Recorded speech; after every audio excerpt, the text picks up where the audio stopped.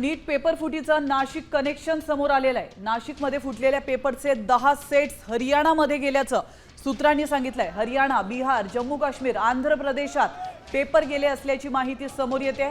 फुटलेल्या पहिल्या पेपरची पहिली कॉपी नाशिकमध्ये सापडली आहे। याविषयी अधिक माहिती देण्यासाठी आपले प्रतिनिधी विशाल सवणे फोन लाईन वरून आपल्यासोबत जोडले गेलेले आहेत।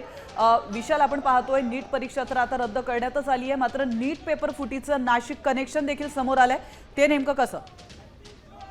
जो पेपर फुटीचं नाशिक कनेक्शन जे आहे ते आता समोर आलेलं आहे। यामध्ये हा पेपर जो आहे तो व्हॉट्सअपद्वारे लीक झाल्याची माहिती देखील समोर येते आणि त्यानंतर या जो सेट पहिला जो पेपर लीक झाला त्याचे 10 सेट जे आहेत ते हरियाणामध्ये ते जे आहे ते विविध ठिकाणी वितरित केल्याचं देखील माहिती जी आहे ती सूत्रांच्याद्वारे समोर येते।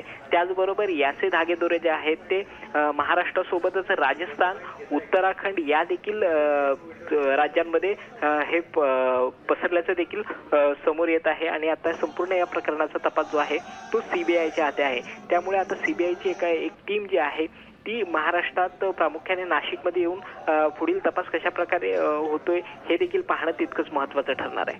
नक्कीच, धन्यवाद विशाल तुम्ही दिलेल्या महत्त्वपूर्ण माहितीबद्दल। Yeah,